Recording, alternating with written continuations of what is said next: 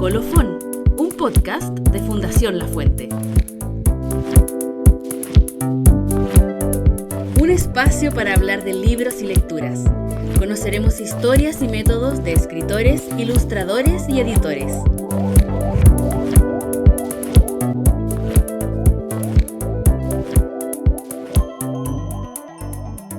Las propuestas más interesantes venían de la mujer, más cuestionadoras, más rupturistas por el contexto, seguramente.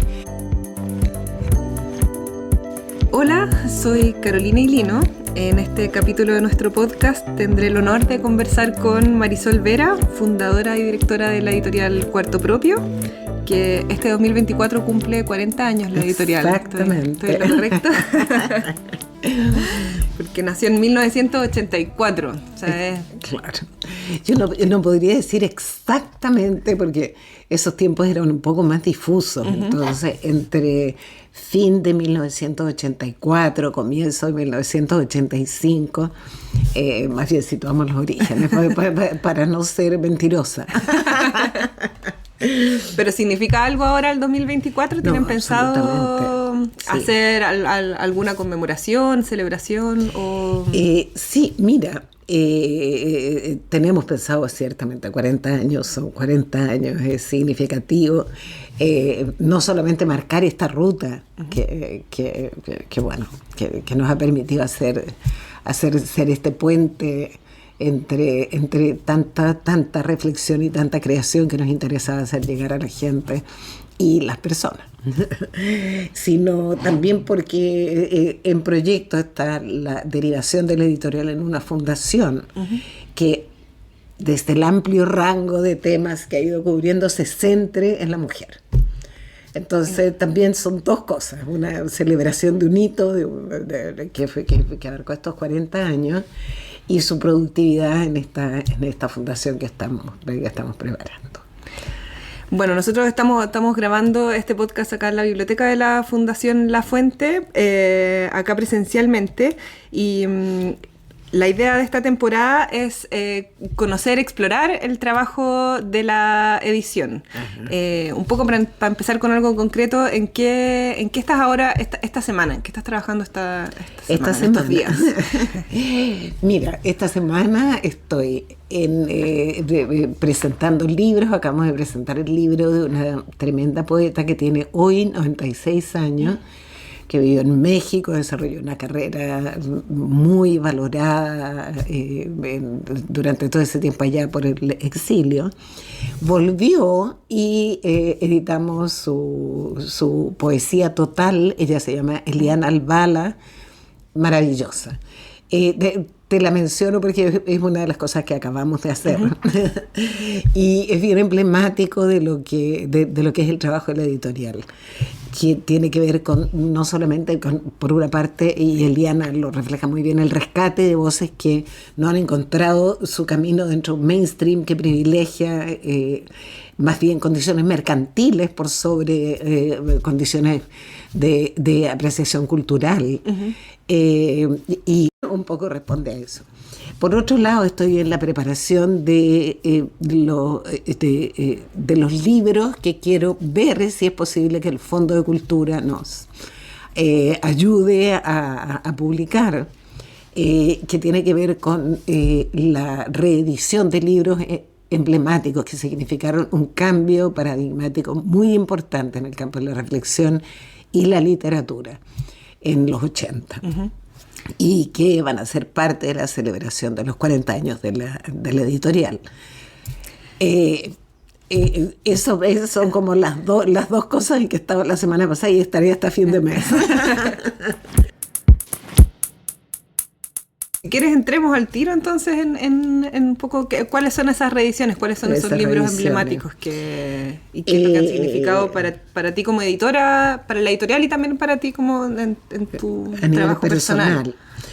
Mira, eso me remite así como bien brevemente a lo que fue el origen de esta editorial. Yo la verdad es que si te dijera que alguna vez pensé que mi quehacer en la vida iba a tener que ver con la edición, te habría mirado con cara de ¿qué planeta cayó esta persona? ¿Estudiaste economía? estudié economía en una época en que, bueno, tenía un padre economista, tributaria de eso también, pero en una época en que la juventud estaba muy consciente del privilegio que significaba acceder a la universidad. Efectivamente, la universidad era gratis, pero el porcentaje de alumnos que lograban llegar a la universidad era muy pequeño. Las universidades eran pocas.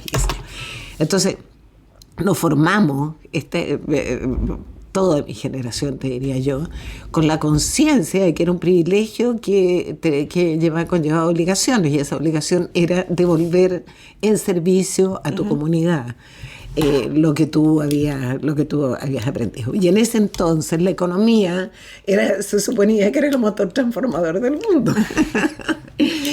Y la cultura dentro de mi cultura familiar era muy importante, pero era un hobby. Entonces, bueno, escogí economía y estudié economía.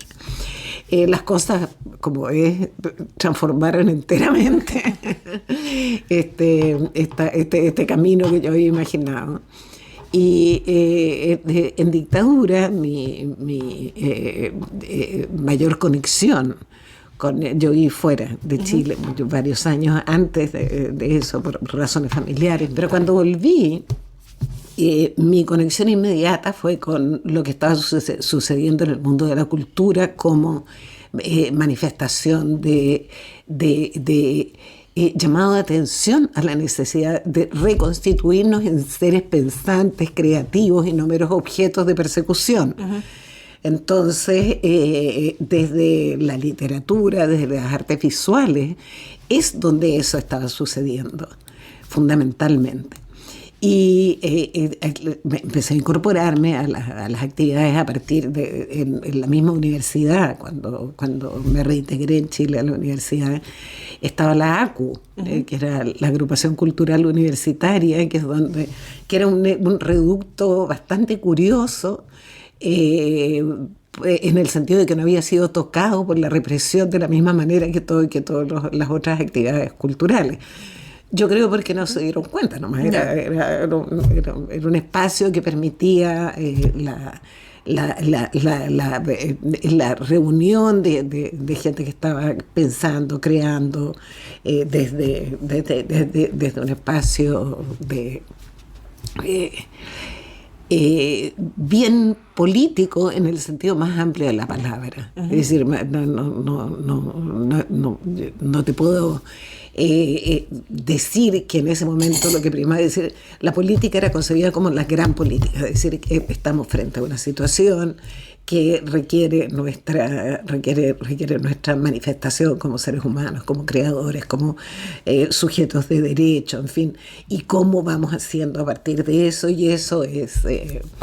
Ese era el gran marco que se desenvolvía eso. Bueno, de ahí pasé a tomar contacto con lo que se llamó después la escena avanzada, conceptualizado por la gran teórica y crítica Nelly Richards, pero que existía en ese momento antes de ser conceptualizado en la voz de grandes, de estas mujeres extraordinarias como Diamela Eltit, Lottie Rosenfeld, Eugenia Brito. Estaba Zurita también con su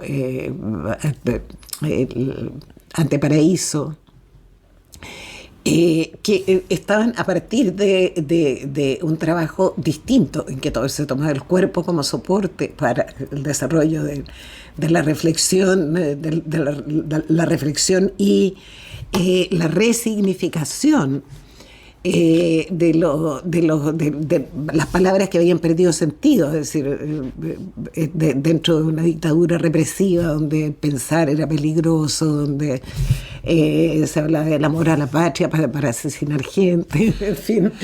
Era indispensable encontrar otros lenguajes y otras maneras de articular sentido. Y bueno, ahí me encontré absolutamente a gusto, y existía una tremenda carencia en términos de un espacio editorial que permitiera difundir todavía. Mecenas, había un mecenas, Francisco Segers, por ejemplo, que era un publicista, un tipo bastante visionario y curioso que financió algunos de los primeros libros importantes de esta vertiente, de Nelly Richard, de Amela, de Eugenia. ¿Esto cuando ya existía, ya habías creado Cuarto Propio? No, antes de Cuarto Propio. Pero los libros, claro, él tenía los recursos para imprimirlos, para que existieran, pero no tenía ningún tipo de sistema de hacerlo circular, con lo difícil que era en ese momento. Hacía falta una editorial, es decir, ese es el tema. Y bueno, yo creo que de irreflexiva, ¿no? Absolutamente respondiendo a la necesidad, decidí que había que hacer una editorial y que bueno, y yo iba a tratar de hacerla yo, con cero experiencia. Y respondiendo a esa necesidad nomás de contar con un espacio para difundir este pensamiento en desarrollo, esta creación en curso, estas acciones performáticas, y está ya Carmen Berenguer, que aquí es uno de los libros que traje, El Naciste Pintada, que se acaba de reeditar por Fondo de Cultura Económica. Este es del 89. Pero, en fin. Sí, se reeditó como ahora, recién, esta semana. Ayer se lanzó el libro. En homenaje a Carmen, que lamentablemente partió, nos dejó antes de ver este segundo aire de su... Porque este país se demora tantísimo en reconocer a sus creadores. Bueno, pero mira, son los procesos. Es algo que las mujeres y las feministas y todos aquellos que nos preocupamos de pensar y en tratar de entender un poco nuestra evolución, sabemos, el cambio de conciencia toma tiempo. Hay que ser persistente, hay que seguir, hay que estar ahí. Y bueno, parte de eso es el reconocimiento de la necesidad y la grandeza de estas voces que en ese entonces circulaban más bien en espacios casi clandestinos, digamos, eran de libros que pasaban de mano en mano, a las poquitas librerías, porque el terror todavía a cualquier cosa que sonara a cuestionador o a político todavía existía, más allá de que ya la censura explícita se había levantado. ¿Cómo fueron los inicios de Cuarto Propio? ¿Cómo lo hacías para...? Primero, ¿cómo trabajabas con las autoras que publicabas? Bueno, mira, lo primero fue como detectar o ver, estando inmersa en ese espacio, ya decir, sintiéndome muy identificada con la propuesta que venía de todo este espacio del arte, la literatura. Había algunas autoras que conocía, como Carmen Berenguer. Había artistas visuales, hay quienes conocía también, como Lotte Rosenfeld, Roser Bru, en fin, gente que trabajaba dentro de las artes visuales y dentro de la literatura, algunos ya conocía. Entonces la idea era bueno, primero que todo contarles este cuento que era producto además de reflexiones, es decir, nunca había un evento, una lectura, un taller que se desarrollaba en una población o a partir de distintos espacios que no estuviera acompañado por, ay, qué lástima que no tengamos un espacio editorial. Entonces era reunir ese deseo con la materialización de este Cuarto Propio. Y me acuerdo que ahí llamé a una primera reunión para contar de esta idea a un lote de mujeres, entre las cuales estaba Carmen Berenguer, estaba Lotte Rosenfeld, Roser Bru, en fin, y les conté, les dije, mira... ¿Dónde se juntaron? En lo que era mi oficina en ese entonces. En ese entonces yo estaba de gerente general, que era una especie de palo blanco, por lo más, de Fortín Mapocho. Había que dirigir eso, había que dirigirlo como qué sé yo, yo era como la persona que tenía que responder, no era la que financiaba, ni mucho menos, eso respondía a otra cosa, pero tenía todas las responsabilidades. Entonces, antes de que eso se desarmara, que yo saliera ahí, me acuerdo, las llamé a una reunión en esa oficina, coincidiendo el fin de un periodo con otro, con el comienzo de otro. Y les conté. Y bueno, todos se entusiasmaron, pero por supuesto la que estaba más cercana al campo literario fue la que lo tomó con más entusiasmo y más concreción. Está Francisca Cerda también, la escultora. Porque yo veía menos, es decir, mi idea era viendo que las propuestas más interesantes venían de la mujer, más interesantes, más cuestionadoras, más rupturistas por el contexto seguramente. Y bueno, el momento y acumulación. Las mujeres de partida habían aparecido en la escena política pidiendo con sus cuerpos la devolución saber dónde estaban sus seres desaparecidos. Es decir, las mujeres no solamente habían irrumpido bruscamente en la escena política, social, sino también el trabajo que se hacía con ellas en el área cultural era muy poderosa, porque eran las que habían quedado además a cargo de los hogares, a cargo de los niños, es decir, maridos detenidos, en fin. Entonces, la más el surgimiento de este discurso que buscaba rescatar o visualizar la voz de la mujer como distinta de la voz masculina en las artes y en la cultura, que es lo que da origen al primer Congreso de Literatura Latinoamericana, y por eso fue tan importante. Entonces, bueno, con Carmen empezamos a conversar, y fue una gran compañera en los primeros años, 2 años de intento de concreción de la editorial, que por lo demás había que ver cómo financiarla, porque eso por supuesto que no había cómo, no había librerías, la circulación de los libros era muy escasa, en fin.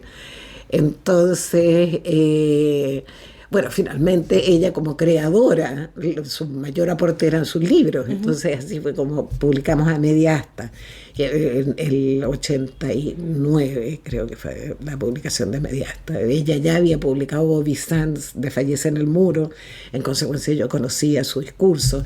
El 87 ella había sido parte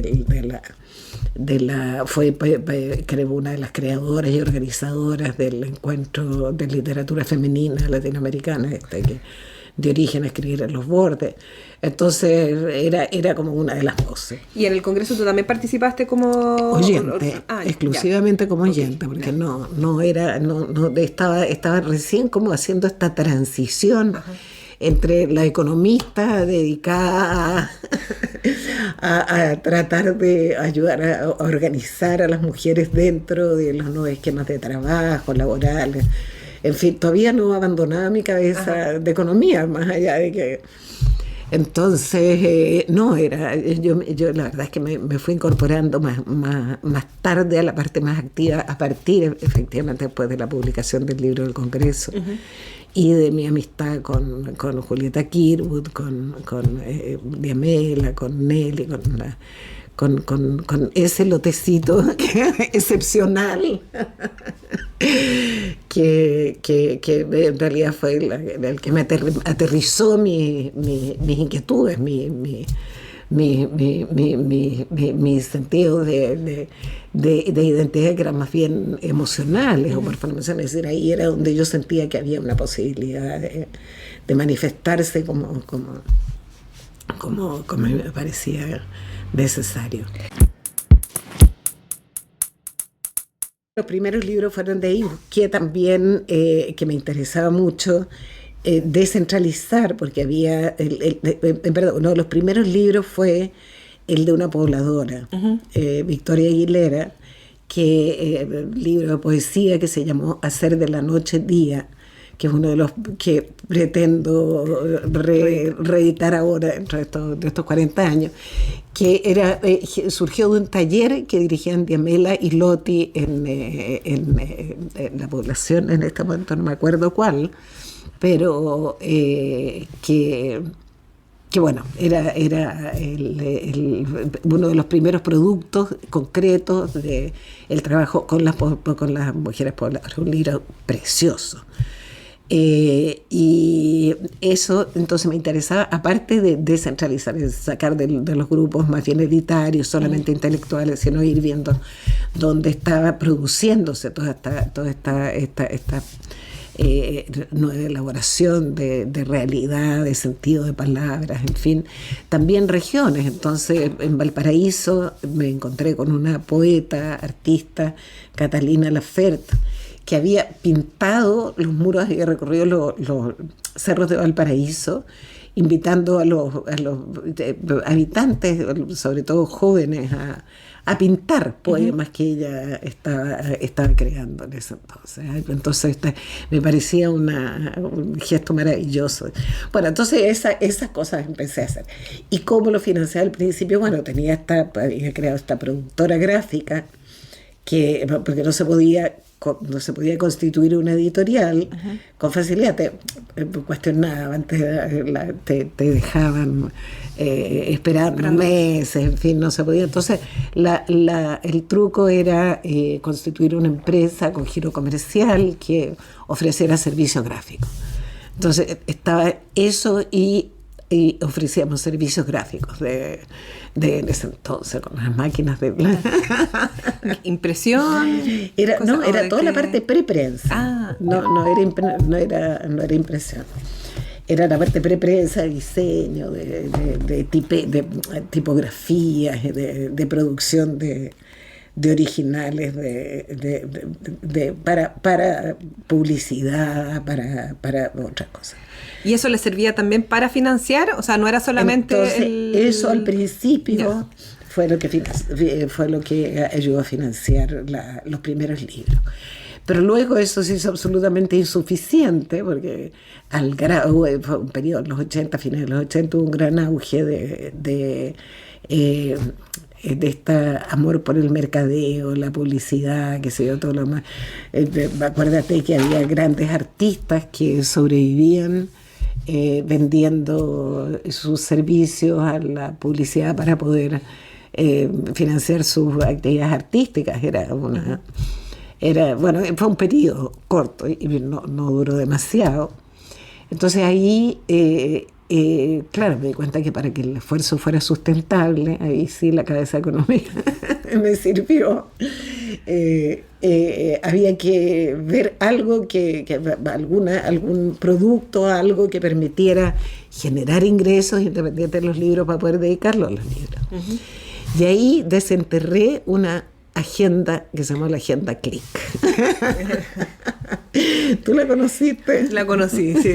Y había leído también que me llamó la atención porque no sabía que tenía que ver con Cuarto Propio. Imagínate, sí. Claro. Entonces, esa agenda, que no la inventé yo, por supuesto, había sido traída por un holandés a Chile y había sido desarrollada por un grupo importantísimo de artistas, entre otros Carlos Altamirano, bajo la dirección de Fernando Balcells, que era uno de los fundadores del grupo CADA. Estaba Arturo Duclos, estaba el filósofo Carlos Pérez, que creó el personaje. Había todo un trabajo ya hecho, maravilloso, detrás de esta agenda, pero como gestión comercial, la empresa que lo había desarrollado, que era Avanza, se llamaba, quebró. Y Village, que era la que distribuía, que era la cadena de distribución, que era el Hello Kitty y todas esas cosas, y yo ya había conocido esa agenda. Village se quedó con la agenda. Entonces yo dándole vuelta y pensando cómo financio la editorial, me acordé de la agenda que se había desaparecido y me fui a hablar con Village y les ofrecí un negocio que sé yo, que era, y no tenía un peso yo, por supuesto. Entonces les dije, bueno, ¿qué les parece que yo produzco la agenda? Ustedes me la venden, pero me la venden contra el 50% de todo lo que yo gane con la primera tirada. Y me dijeron que sí. Después se arrepintieron. Pero era un tremendo esfuerzo, porque era una agenda que había que hacer, que no producía un peso, tenías que invertir en fotomecánica. Entonces había una cantidad de procesos gigantescos, más los dibujos se hacían a mano, más que se... Mira, armé un cuento. me conseguí financiamiento, me conseguí vender publicidad para Agenda a grupos de, como hablábamos con sellos discográficos para poner sus grupos favoritos ahí. Entonces había refrigeradores que querían estar. Bueno, en fin, armamos todo un cuento. Finalmente eso resultó. Empecé a vender muchísimas agendas y qué sé yo, y pude empezar a hacer muchos libros. Así que así fue como financié durante, por lo menos, debo haber hecho la agenda, creo que alcancé a hacer 10 números, hasta que apareció 1 millón de competencias. Es decir, todo el mundo se dio cuenta que era un buen negocio, porque esta fue la primera. Entonces, como todas las cosas, cuando algo resulta, hay imitadores. Entonces salieron agendas varias y ya era o me dedicaba a hacer agenda o seguía con la editorial. Opté por la pobreza.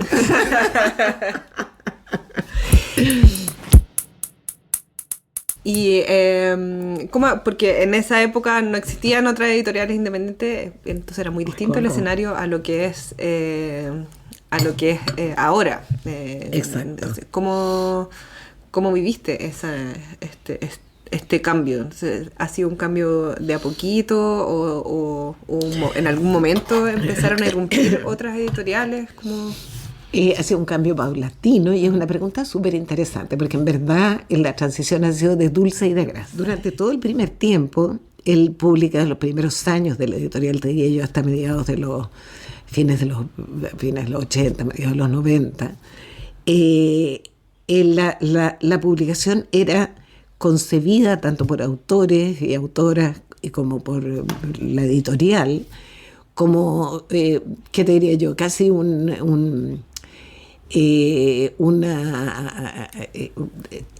era una causa, era un logro en función de una causa. Es decir, era muy difícil, como era tan difícil editar y era tan difícil financiar la producción de libros. Y además, en ese entonces no había la edición sobre demanda, tú tenías que hacer, las tiradas mínimas tenían que ser 2.000 para tener, es decir, la cantidad de libros y de tapas y de cosas que perdí, es decir, los millones y millones que veía que después, a medida que fue cambiando la tecnología, bueno, la inversión era muy alta. Entonces, el concepto de mercado o de retribución a tu creación, más allá de que fuera teóricamente algo que siempre estuvo presente, como que no entraba en esa etapa, porque la verdad es que nadie profitaba, no estaba concebido, nunca se concibió en todo ese primer tiempo como un negocio. Entonces, hubo excepciones que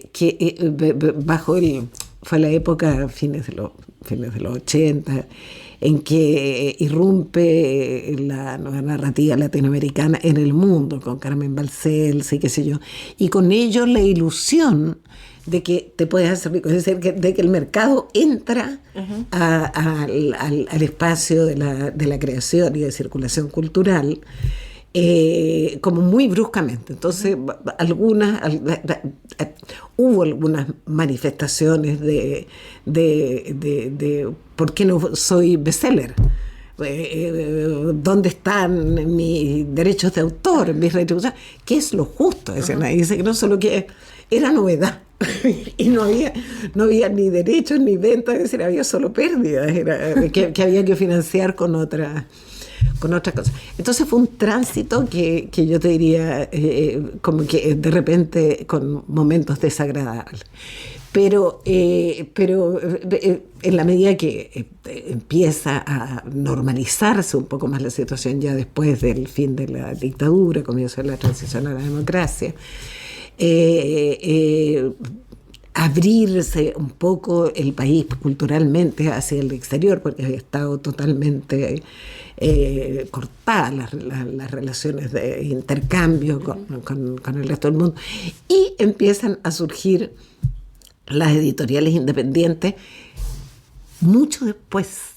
Es decir, yo no sé si tú sabes, pero nosotros hace unos 20 años, 25 años debe ser, 7 editoriales, entre las cuales está LOM, una editorial que se llama Dolmen, que ya no está, Pehuen, que sigue existiendo, RIL, que era muy nuevito en ese entonces, Cuatro Vientos, Cuarto Propio y CESOC.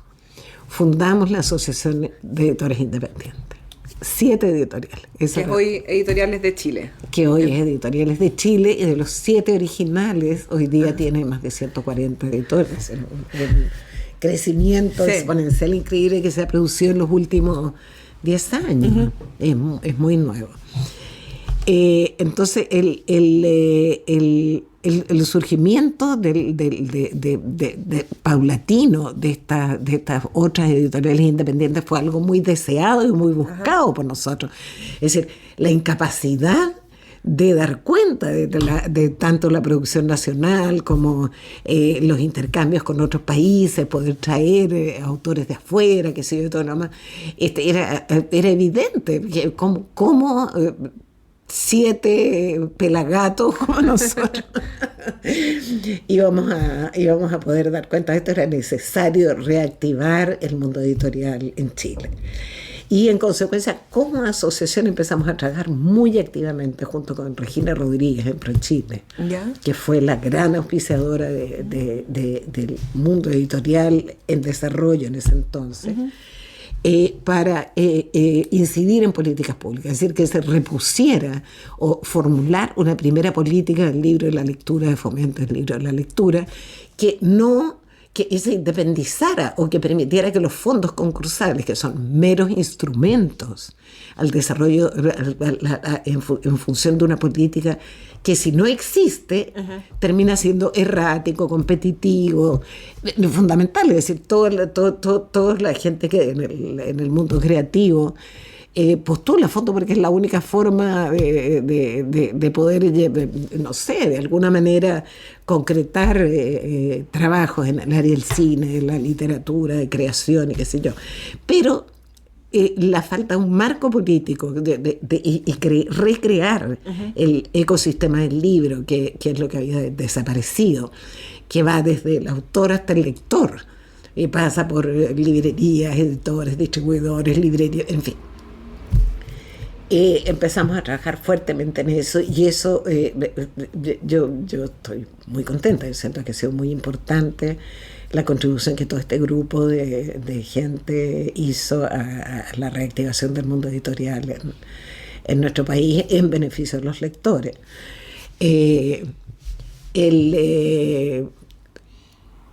En consecuencia, la aparición de las editoriales independientes fue recibida con mucha alegría y sigue siendo recibida con mucha alegría.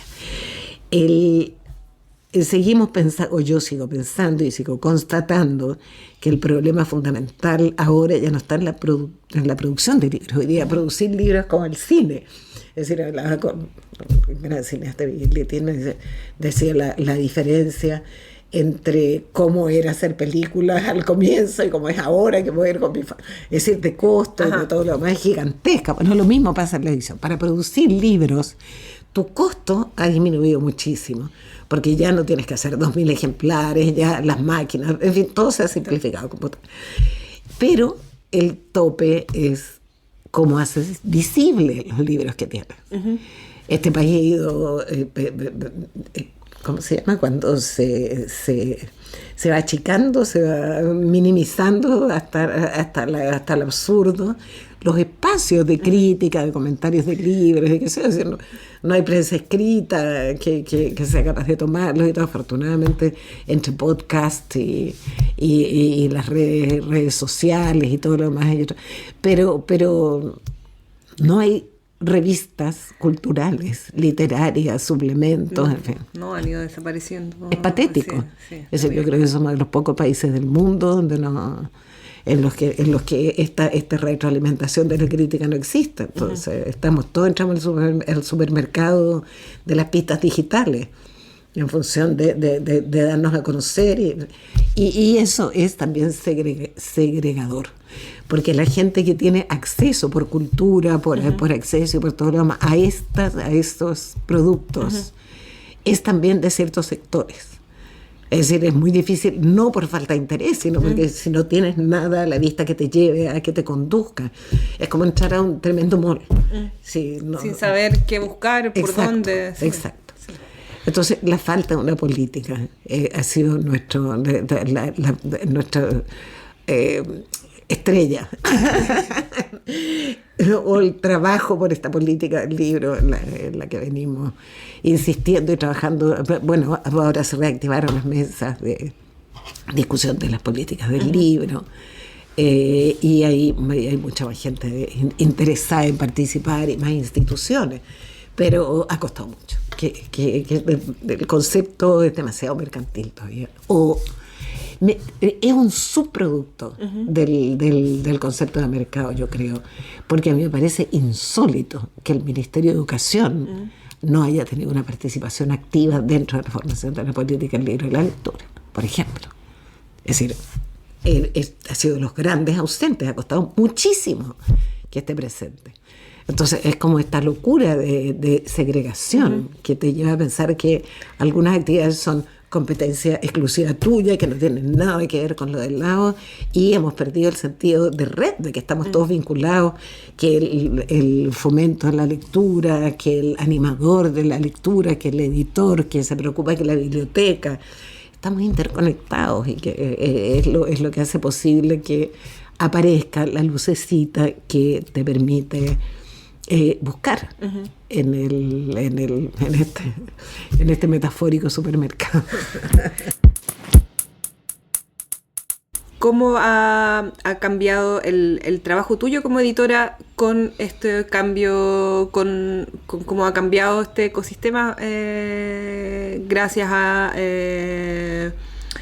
los fondos del libro? No sé si ha cambiado tu forma de, ya sea de seleccionar los que vas a publicar o trabajo con los textos que deciden publicar.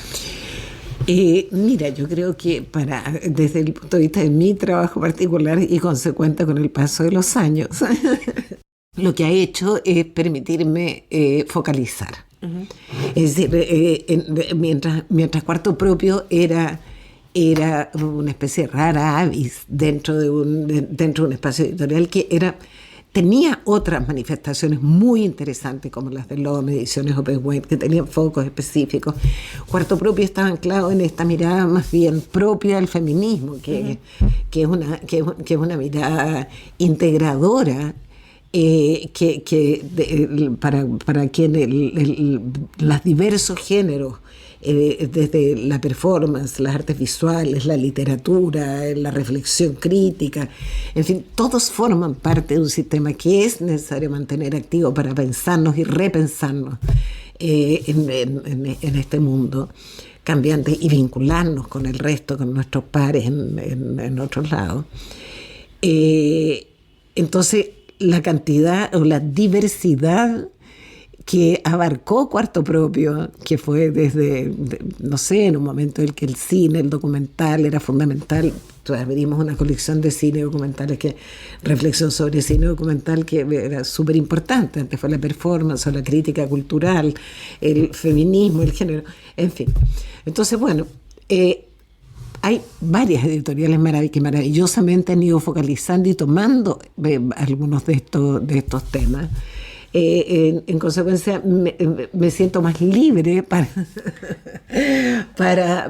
dedicar las energías de lo que viene a, como te contaba al principio, a este sueño que tengo, que es una fundación dedicada a visibilizar, rescatar, promover el trabajo de la mujer en el tiempo y actualmente y aquí para adelante. Te pedí que trajeras algunos libros que fueran significativos y representativos. Sé que era difícil tantos años de trabajo tan importante, pero vi que trajiste. Cuéntame qué te traje.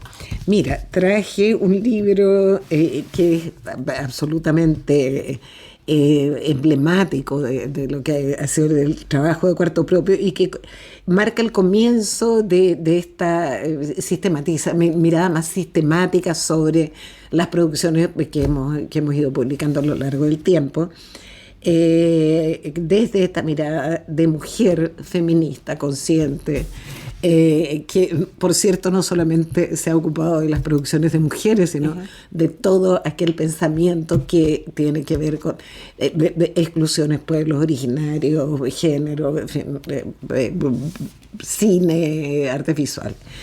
Y ese libro se llama Escribir a los bordes. Y este libro recoge es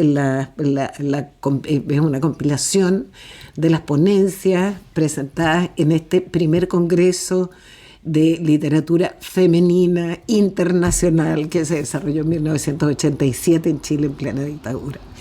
Y que marcó un antes y un después en el pensamiento, en la forma de cuestionamiento y de propuesta de una otra forma de mirar la sociedad. Y tal vez quería leerte de ahí un pequeño de la introducción que hace la poeta y crítica Eugenia Brito, porque yo creo que es bien ilustrativo. Entonces, tal vez te leo un pedacito.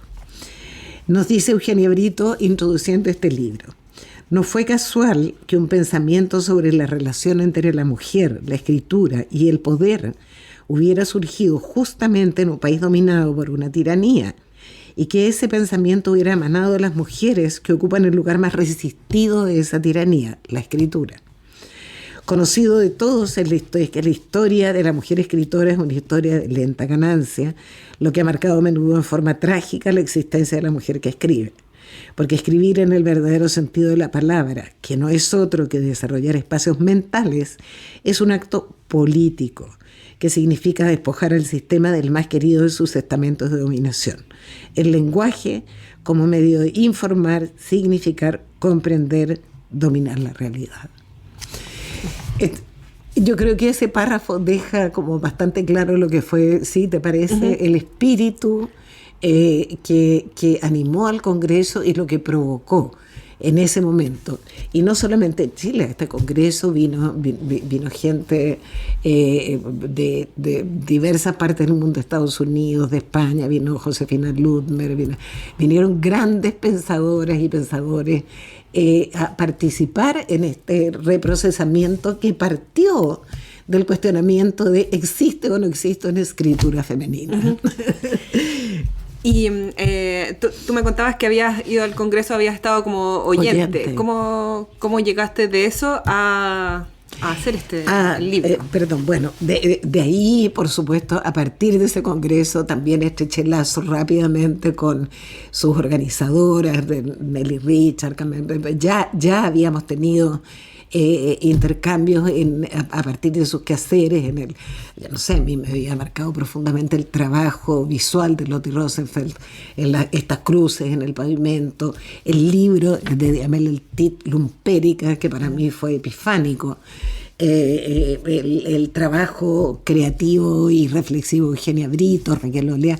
Entonces ya había estas conexiones de interés en eso, pero esto lo politizó, es decir, permitió que desde esa perspectiva amplia de lo político se concretara esta unión, y la editorial quedó marcada profundamente por esta visión y esta línea, y siguió desarrollando a partir de ahí su trabajo, ya más conscientemente, es decir, lo que había sido un impulso, una intuición, una empatía natural producida que, como te comentaba, era el espacio donde me sentía más reconocida, más identificada, más cómoda a entender su importancia política.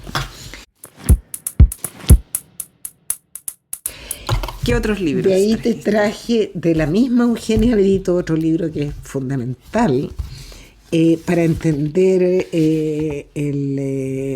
nuestra evolución crítica, intelectual, creativa. Y el libro se llama Campos Minados y es la literatura post-golpe en Chile. Entonces es un corpus donde Brito analiza la nueva novela de Juan Luis Martínez, la escritura de Raúl Zurita, Diego Maqueira, Diamel El Tit, Gonzalo Muñoz, Carmen Berenguer, Antonio Gil, Soledad Fariña. Es decir, es una mirada absolutamente vigente hoy, desde el punto de vista de cómo pensarnos a partir de nuestras producciones, pero en general en ese momento este libro lo publicamos en el 1990. Y este libro lo vamos a reeditar sí o sí, porque son hitos fundamentales que no pierden vigencia con el tiempo y que, como te digo, marcó a partir de esto que fue publicado el año. Esto vino muy poquito después, Libros Los Bordes, su primera edición es el 90 también. Y después de eso viene este libro de Brito y viene A Media Asta de Carmen Berenguer. De ella no traje A Media Asta, me queda un ejemplar y tengo que encontrarlo porque nos cambiamos de casa y en fin, estamos viendo. Pero sí traje otro libro que es clave de la poeta y performer y artista Carmen Berenguer, que lamentablemente falleció hace ya 3 meses. Y el libro se llama Naciste Pintada. Este libro es un libro en que Carmen, como decían ayer en la presentación, decide, ella siempre había tenido una voz profundamente política y contestataria en contra de la opresión. Su primer libro de poesía, que es lo que la hace conocida en el mundo literario, es Bobby Sands de Fallece en el Muro, que es un poema estremecedor dedicado a este miembro del IRA de irlandés, por las condiciones carcelarias en que estaba viviendo, debido a su lucha por liberar Irlanda de cambiar las condiciones sociopolíticas que primaban en su país. Entonces, ese libro hace una especie de pivote entre este compromiso con las causas de quienes luchan por su libertad en el mundo y la realidad chilena, trasladándola a nuestros cuerpos en un lenguaje extraordinario. Es decir, te recomiendo ese libro que está en Obra Reunida de Carmen Berenguer que hicimos nosotros. Aquí, de esas primeras cosas, después me escribe otra cosa que es más trabajo con el lenguaje, se llama Sayal de Pieles, y que habla de las texturas y compara las texturas.